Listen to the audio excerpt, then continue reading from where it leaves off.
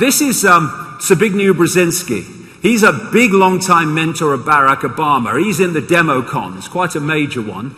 And when you read his books, he's telling you what's coming, because like George Orwell and Aldous Huxley, he bloody knows, because he has access to it.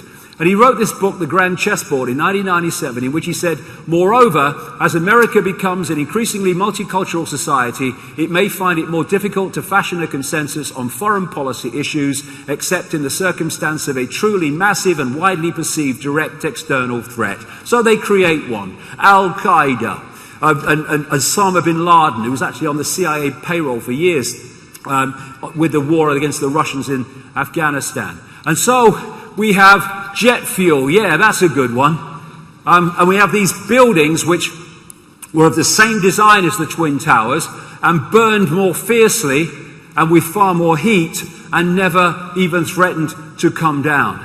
And this is just one area. I mean, the 9/11, not one strand of the official story fits with another. If that's true, that can't be true. If that's true, that can't be true. And here's just a little clip, little video emphasizing one part of this, and that's the Twin Towers and the official story that they came down because of plain fuel. Let's have a look at this.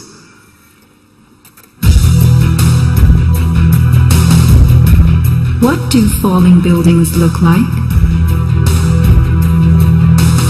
What do demolitions look like?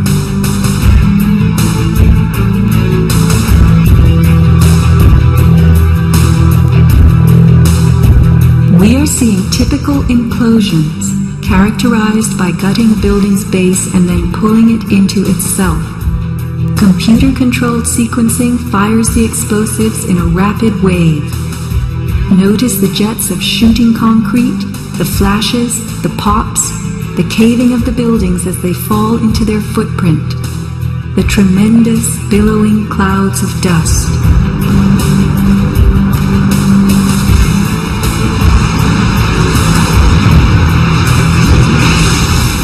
Now let's look at the collapse of the Twin Towers.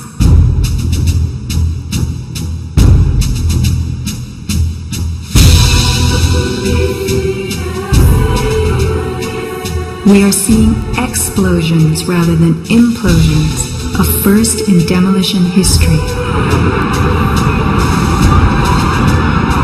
A sequenced rumble becomes a roar as debris is thrown outward.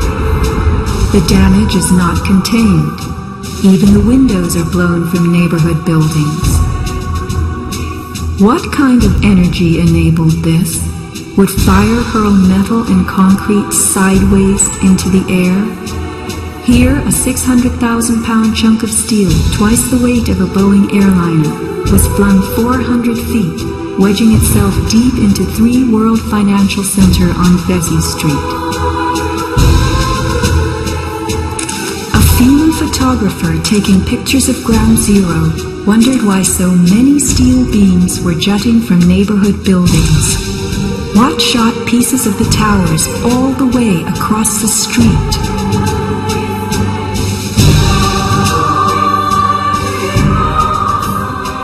In April 2006, New Yorkers were distressed to learn that bone fragments, human remains from 9/11, had been found on the roof of the nearby Deutsche Bank building. How in God's name did those fragments get there? It surprised me that there was still bone fragments or human remains that had not been discovered. How is it possible that after 5 years they're finally looking on the rooftops of the Deutsche building? I mean, that's crazy. And bone fragments less than a centimeter long. How could they be so small? So much to be explained. Why did the South Tower fall first when it was the second tower to be hit? Watch the top of Tower 2 leaning outward, about to topple. Then, suddenly, it disintegrates in midair. What causes this giant slab of steel and concrete to turn into dust before our eyes?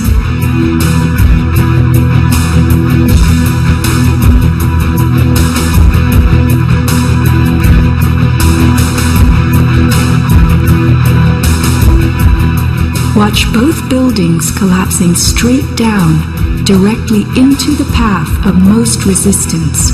which is all the floors and all the mass of the building itself.